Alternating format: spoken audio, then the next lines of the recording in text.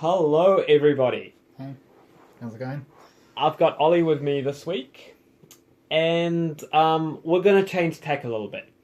So, the emphasis of the videos over the last few weeks has mainly been around exercise.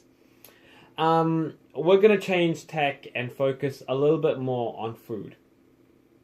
And the topic that we'll be looking at for the next few weeks in another series will be food addiction.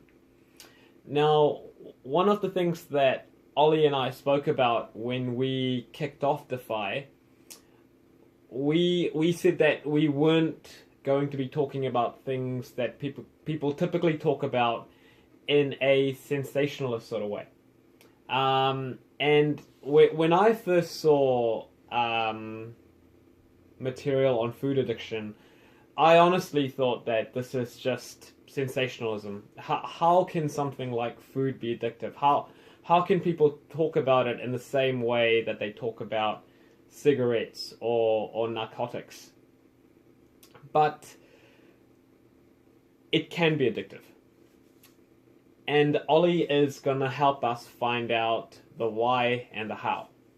So Ollie, in simple terms, food addiction, is it real? Yeah, it definitely can be. Food can definitely be an addiction if used it in the wrong way. Kind of like the same thing. Cigarettes. Cigarettes is different, but it's an addictive thing. Alcohol can be addictive if you use it wrong. Food too, if you use it wrong, can be addictive. Yeah, definitely. Okay, so the people out there who are listening to this, we know about the dangers of cigarette addiction and alcohol addiction and addiction to drugs. But what are some of the consequences of food addiction? So, if you think it'll change the way you think about food, really, and if you are addicted to food or certain foods, you're going to consume more calories overall in a day, and if your calories just keep going up and up, it's hard to maintain that. You can't offset that from exercise, so you're increasing your calories, your exercise isn't offsetting that, so you're going to gain weight, and it's going to do things internally to your organs that is not good.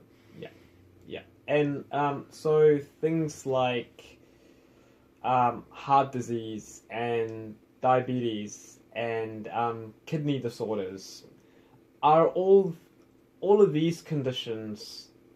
Do you think they are all relevant when we talk about things like food addiction?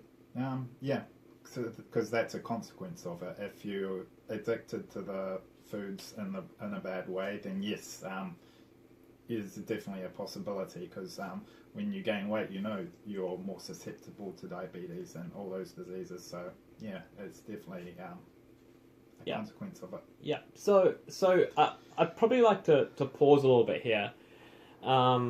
This is why this topic is so sensitive and it's so important.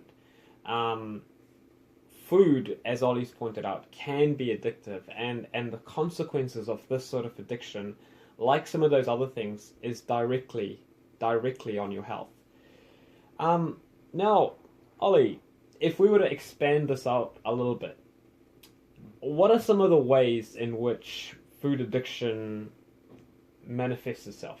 So, as a simple someone who's not intensely into health and nutrition and fitness, average mom and dad out there, how can I start establishing whether I'm addicted to food or certain types of food? Main way would probably be how you're eating, really. So, are you kind of eating the same kind of bad food? Like, do you eat chocolate? And are you eating it on a consistent basis because you feel you have to eat it? We stay using chocolate as an example. Are you increasing the amount of chocolate you're eating over time? So maybe you have a bar a day, maybe over time you increase it so it goes to like a bar and a half, 2 bars. Kind of the same way cigarettes. Some people just start off with 1 a day, and they'll increase it to 2, 3, to like packs per day. So, are you doing that with the food? That's an important thing. When are you eating it, kind of thing? Are you thinking about when you're eating it? Those are things that can kind of think: are you addicted? Are you addicted or not? Yeah. So I guess is the whole thing around food addiction, because there are so many different types of foods and so many different types of tasting foods, it is the aspect of addiction more around a type of food or the way it is consumed and the quantity it is consumed in? It's a bit of both. It's the type of food. It's high calorie food. That is the addictive kind. And if you're, it's the quantity as well. If the quantity is increasing over time, then it's more related to food addiction. And I guess this is an important point here because you mentioned foods that are calorie dense, and I think these are the types of foods that possibly lend themselves to be more addictive. So foods that are high in sugar or high in fat and sodium, these are probably the types of foods that people who are likely to get addicted to foods probably find harder to not eat. So, I mean, just as an example, it's probably fairly hard to get addicted to fruits and veggies, right? Because they aren't as calorie dense and you can't consume a lot of these things very quickly. Whereas something like, and the point of this is not to vilify chocolate. We both eat a lot of chocolate. But something like chocolate, it is very calorie dense. And what Ollie is saying is these are the types of foods that basically signal certain messages in your brain, and your brain basically tells your body that, hey, eating this type of food feels better. And in calorie-dense foods tend to sort of basically encourage those sorts of messages from your brain. Yeah, so if you're eating chocolate, your body's first instinct is survival. Like your brain wants you to survive, and if you've got high calorie food, it's not nutritionally good, but it's going to help you survive for a long time because it's giving you so much energy in such a compact thing. And so your brain rewards you for that, so you'll feel good by eating it, but it's not really good for you. And if you continue eating it because your brain's going, I like this, I want more, it kind of forms a connection in your brain. So if I eat chocolate, I'm going to feel good. So your brain will kind of tempt you to eat that chocolate, and over time, that connection gets stronger, but you have to eat more and more of it to get the kind of the same feel good scenario. And that's an excellent way of putting it. And so I guess in wrapping this up, what I don't want to do is start fear-mongering around people who might be watching this, right? So, because I made the comment earlier that we have a lot of snacks. We both personally eat a lot of chocolate and whatever it may be. But I think there's an element of control and structure around that, right? It's not necessarily mindless, uncontrolled eating. It tends to be, just as an example, if we're going out for a meal with the other guys from the football team, would tend to have sneaks. I would tend to have snacks and treats. Now, is what you're saying based more around the fact that when a person starts to eat these types of foods mindlessly, without there being some other reason besides the fact that you just want to eat these foods, is that the real warning sign here? Yeah, kind of. So if you're eating like going out with your friends or something, or you're just eating a little bit of chocolate, there's nothing wrong with that. Yeah. I mean, Yeah. you got to enjoy it, your Yeah. food Yeah. that you eat, Yeah. and Yeah. treats are fine. They're Yeah. definitely Yeah. good to have. Yeah. But yeah, if it becomes more, why are you eating so much of it? Do you need to eat a whole big block of chocolate to get the taste, to feel good? Yeah. Yeah. That's kind of not what you want to be Yeah. doing. I mean, 1 piece, 2 piece, 3 pieces, yeah, you can enjoy that. Yeah. But yeah, the addiction is where you're Yeah. starting to eat more or not even thinking about eating it.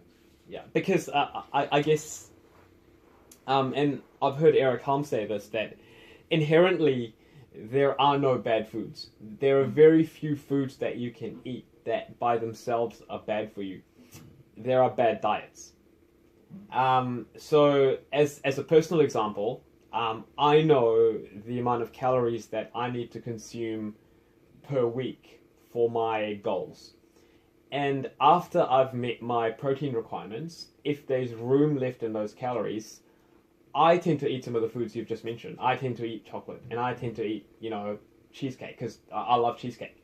And I guess the point here is that the eating of those foods for me, even though I can eat them in large quantities, is still very deliberate. It's because I enjoy them. I know there is room left in my calorie allowance for the day or for the week.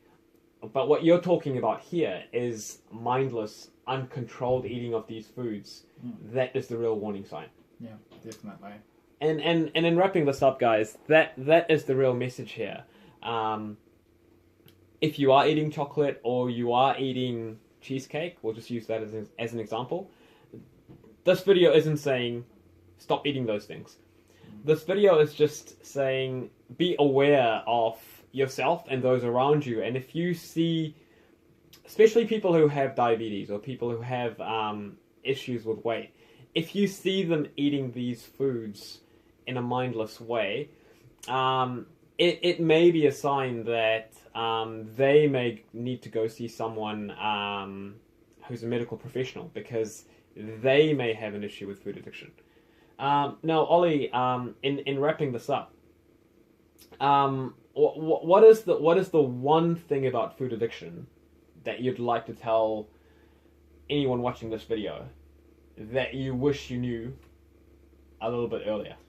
I think mainly that it is you can definitely be addicted to food, but also you can actually manage that, definitely, and that's what we'll go through in other videos coming out. It's a lovely way to close this off, Ollie, because in the upcoming series, that's what we're going to be looking at, because whether you have an issue with food addiction or not, that's possibly not something that we can directly change with this video, but managing that is probably something that's more important. So stay tuned, guys. If you feel that there is anybody that you know that may benefit from this, please share this video, and we will see you all next week.